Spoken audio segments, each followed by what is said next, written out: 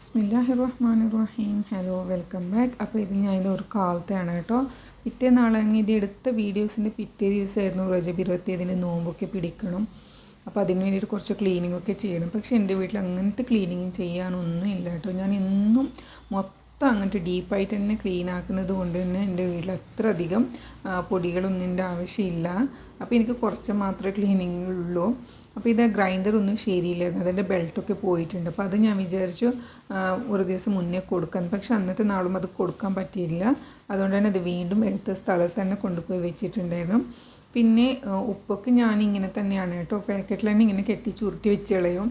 കാരണം നമുക്കിപ്പോൾ അതിനെ നല്ല വീഡിയോസിലൊക്കെ കാണിക്കാൻ വേണ്ടിയിട്ട് കുറേ കുറേ സാധനങ്ങളൊന്നും ഇല്ലാത്തതുകൊണ്ട് ഉള്ള സാധനം വെച്ചിട്ട് അങ്ങനെ ലൈറ്റായിട്ട് തന്നെയാണ് ഞാൻ എപ്പോഴും വീഡിയോസൊക്കെ ഉണ്ടാക്കാറ്. അങ്ങനെ ഇതെല്ലാം ഒരു ചെറുതായിട്ടൊന്ന് ക്ലീനിങ് ഒക്കെ ചെയ്യുന്നുണ്ട്. പിന്നെ ഇന്ന് ഞാൻ ഇഡ്ഡലി തട്ടിയിൽ വെച്ചിട്ടാണ് ഞാൻ സേമെന്ന് പറയുന്നില്ലേ, ആ അപ്പമാണ് കേട്ടോ ഇന്ന് ബ്രേക്ക്ഫാസ്റ്റിന് ഉണ്ടാക്കിയിട്ടുണ്ടായിരുന്നത്. അപ്പോൾ അത് ജസ്റ്റ് ഒന്ന് ഒട്ടി പിടിച്ചിട്ടുണ്ട്. അപ്പോൾ അത് കുറച്ച് നേരം ഞാൻ ഇങ്ങനെ വെള്ളത്തിലിട്ട് വെച്ചിട്ടുണ്ടായിരുന്നു, പാത്രമൊക്കെ ഒന്ന് നീട്ടാക്കാൻ വേണ്ടിയിട്ട്. അങ്ങനെ അതെല്ലാം ഒന്ന് എടുത്ത് നീട്ടാക്കാം, പാത്രങ്ങളൊക്കെ ഒന്ന് കഴുകി ഒന്ന് ക്ലീനാക്കാം. പിന്നെ ഉള്ളിലൊക്കെ അങ്ങനത്തെ ഡീപ്പ് ക്ലീനിങ് എന്ന് പറയാനുള്ളൊന്നും ഇല്ല കേട്ടോ. ഞങ്ങളിപ്പോൾ ഉള്ളത് റെൻറ്റിലാണ്. അപ്പോൾ റെൻറ്റ് ഹൗസിലിരിക്കുമ്പോൾ അങ്ങനെ കുറേ സാധനങ്ങളും ഇല്ലാത്തത് കൊണ്ട് തന്നെ നമുക്ക് ഈസി ആയിട്ട് തന്നെ ക്ലീനിങ് ഒക്കെ ചെയ്യാൻ പറ്റും കേട്ടോ. അപ്പോൾ ഈ ഒന്നും ഇല്ലാത്തവർക്ക് യൂട്യൂബിലൊന്നും കാണിക്കാൻ പറ്റില്ല, അങ്ങനത്തെ ഒരു വിചാരം എനിക്ക് ഉണ്ടായിരുന്നു മുമ്പൊക്കെ. പക്ഷെ ഇപ്പോൾ എനിക്ക് തോന്നുക അതുകൊണ്ട് നല്ല ബെനിഫിറ്റ് ഉണ്ട്. പിന്നെ എൻ്റെ ഉള്ളത്ര മൊത്തം സാധനങ്ങളും എന്ന് വെച്ചാൽ പാത്രങ്ങളൊക്കെ ഞാനിങ്ങനെ ബാൽക്കണിയിലാണ് കേട്ടോ വെച്ചിട്ടുള്ളത്. ഇതിപ്പോൾ നമുക്കിവിടെ ഗാർബേജ് വരും, ആ വരുമ്പോഴത്തേക്ക് കൊടുക്കാനുള്ള ഗാർബേജാണ് കേട്ടോ അത്. എന്നിട്ട് ജസ്റ്റ് ഇങ്ങനെ പാത്രം വെച്ച് കൊടുക്കുന്നുണ്ട്. പാത്രങ്ങളാണെങ്കിൽ ഉള്ളിൽ അടുക്കി പറക്കി വെക്കാനും സ്ഥലമില്ലാത്തതുകൊണ്ട് ഞാനെല്ലാം ഇങ്ങനെ പുറത്ത് തന്നെ വെക്കും.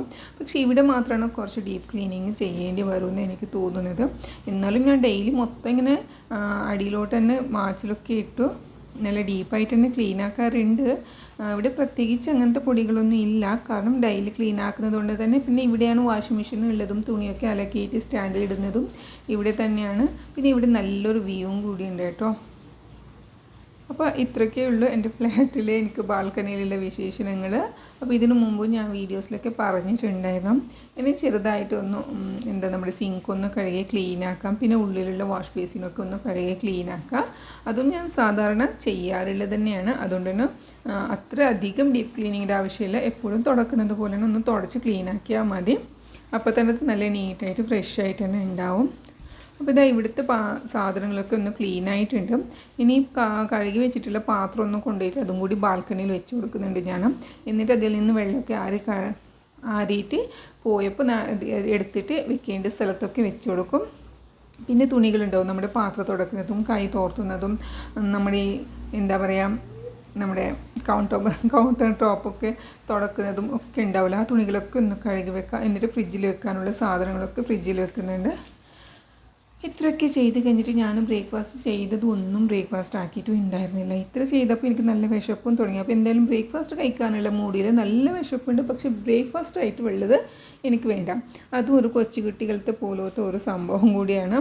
അപ്പോൾ ഇത് എൻ്റെ കയ്യിൽ കുറച്ച് അവിലുണ്ടായിരുന്നു. അപ്പോൾ അതിലോട്ട് കുറച്ച് തേങ്ങ ചിരകി വെച്ചത് ഉണ്ടായിരുന്നു. പിന്നെ തേങ്ങക്കൊക്കെ നല്ല വിലയില്ല. തേങ്ങ അങ്ങനെ അനാവശ്യമായിട്ട് യൂസ് ആക്കരുതെന്നാണ് പറഞ്ഞിട്ടുള്ളത്. എങ്കിൽ പോലും ഞാനിപ്പോൾ ഈ അവിലിന് തേങ്ങ കുറച്ച് ഇട്ട് കൊടുക്കുന്നുണ്ട്. പിന്നെ കുറച്ച് ശർക്കര അതും കൂടി ഇങ്ങനെ ചിരവി ഇട്ട് കൊടുക്കുന്നുണ്ട്. എന്നിട്ട് നല്ലോണം ഒന്ന് മിക്സ് ആക്കാം കേട്ടോ. ഞാനിപ്പോൾ ഇത് ഷോക്കായിട്ട് ജസ്റ്റ് കൈയിൻ്റെ കൊടിയിൽ ഇങ്ങനെ ഒന്ന് മിക്സ് ആക്കിയതാണ്. പക്ഷെ അതല്ല കേട്ടോ, നല്ല കൈ കൊണ്ട് പിഴിഞ്ഞ് ഞാൻ വണ്ടി എടുത്തിട്ടുണ്ട്. എന്നിട്ട് ബനാന ഇങ്ങനെ തൊലി കളഞ്ഞിട്ട് വെച്ച് കൊടുക്കുന്നുണ്ട്. എന്നിട്ട് എല്ലാം കൂടി അപ്പം തന്നെ നീറ്റാക്കുന്നത് കേട്ടോ. ഞാനും എന്ത് പാത്രം ഉണ്ടാക്കിയാലും എന്തെങ്കിലും ഫുഡ് ഉണ്ടാക്കുമ്പോൾ അപ്പം തന്നെ എൻ്റെ സിങ്ക് ക്ലീൻ ആയിട്ടുണ്ടാകും. കാരണം ഞാൻ അപ്പം തന്നെ എല്ലാം കഴുകി ക്ലീനാക്കുന്ന ഒരാളും കൂടിയാണ്. എന്നിട്ട് ഇത് സ്റ്റൈലായിട്ട് തന്നെ ഇങ്ങനെ കുഴച്ചിട്ട് ജസ്റ്റ് നിങ്ങൾക്ക് കാണിച്ചതന്നേ ഉള്ളൂ. പക്ഷേ ഇതിങ്ങനെ സ്റ്റൈലായിട്ടൊന്നും കഴിക്കാൻ പോകുന്നില്ല. ഇത് നല്ലോണം കൈ കൊണ്ട് ഞൗണ്ടി വെച്ചിട്ട് ആദ്യം അവസാനം ഇരുന്നിട്ട് ഒരിടത്ത് കഴിക്കാൻ പോവാം കേട്ടോ. ഇപ്പം ഞാൻ ലൈറ്റായിട്ട് നിങ്ങൾക്ക് ഇതിങ്ങനെ പഴം ഞൗണ്ടിയിട്ട് ജസ്റ്റ് ഒന്ന് കഴിച്ചിട്ട് കാണിക്കുന്നതേ ഉള്ളൂ.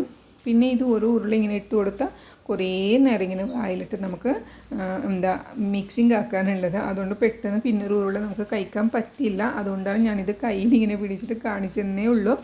അപ്പോൾ എന്തായാലും എൻ്റെ ഇന്നത്തെ വീഡിയോസ് ഇത്രയേ ഉള്ളൂ. നിങ്ങൾക്ക് ഇഷ്ടപ്പെടുവാണെങ്കിലും ലൈക്ക് ആക്കാനും സബ്സ്ക്രൈബ് ആക്കാനും പിന്നെ ഷെയർ ആക്കാനും മറക്കല്ലേ. Thank you. Take care.